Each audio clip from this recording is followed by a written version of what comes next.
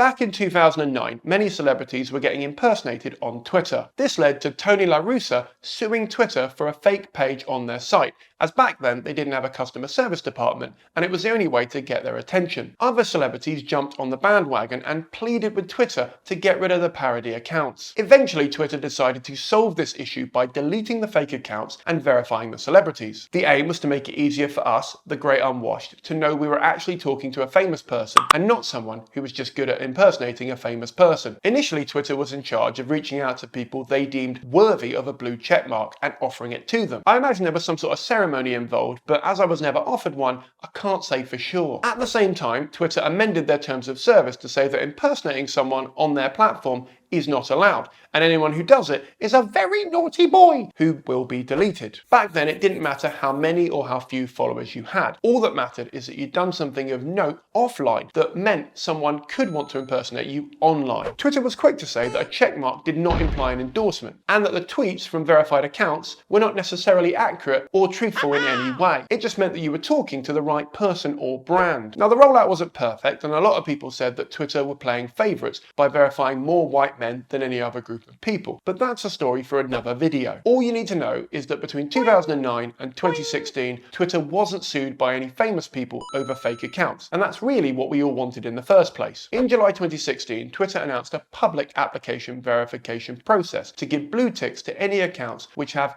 a public interest. But the verification still does not imply an endorsement. You know, in the same way people write a retweet does not imply an endorsement in their Twitter bios. And if you are one of those people, please be aware, we still think your retweets are endorsements. Sorry, not sorry. Twitter closed down the application process later in the same year because too many people had applied and they said they couldn't handle it. But much like people on Tinder, they would continue to reach out to accounts that are both authentic, active, and don't mind the fact that you're only 5'11". The biggest problem with the blue check marks at this stage was the majority of people who had them were either seen as or were openly left-wing. This led to a right-wing conspiracy that the whole verification process was a liberal plot to...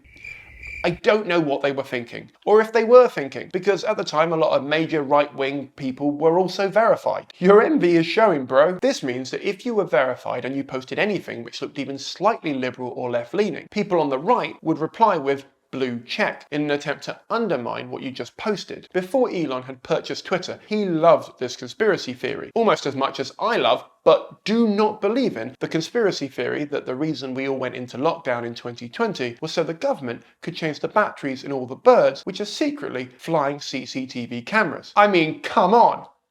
That is chef's kiss insanity. When Elon did buy Twitter, he said that he wanted to get rid of the lords and peasants system. And then he said the verification badge was up for grabs to anyone with $8 a month, which has caused two problems. Firstly, celebrities don't want to pay for Twitter Blue. And secondly, other platforms are now copying this idea as if it's genius. Let's start at the top. When people lost their legacy checkmarks and decided not to pay for the new badges, Elon just gave them badges for free. This blue ticked them off, as it meant that all their followers thought they were paying for the badge and endorsing his plan and platform, which they overwhelmingly were not, which means the badges are now pushing false endorsements, which is exactly what they were created to stop. LeBron James and Stephen King did not pay for their verification badges, but their accounts said they did. And Elon seems to think people should be grateful for this? That's like breaking into someone's house and supergluing a label to their forehead which says, "I'm the coolest person in the room," and then making them walk around with it on, and then saying, "You're welcome for doing it." Nobody wants to walk around with that label on because you've made it a status symbol for idiots. In the real world, unfair competition laws are about as diverse as a drawer of unmatched socks, but they all agree on one thing. If you unintentionally mislead customers by faking an affiliation or connection, you're breaking advertising standards and pretending to be something you're not, and that can land you a lovely lawsuit. So now you're up to date with checkmarks on Twitter, but that's not where the story ends, because in a break with tradition, Meta is now copying the idea by offering blue checkmarks on both Instagram and Facebook for $12 a month.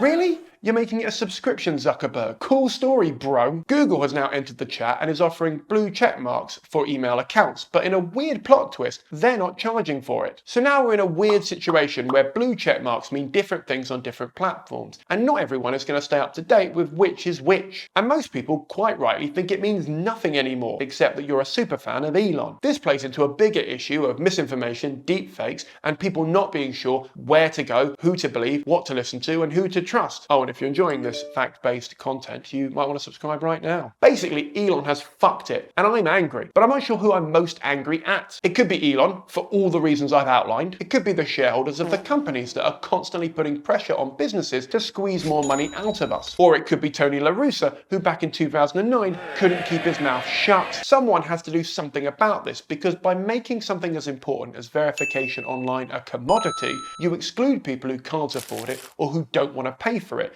and you undermine everyone's trust in everything posted on your platform. Godspeed, I'll see you all next week.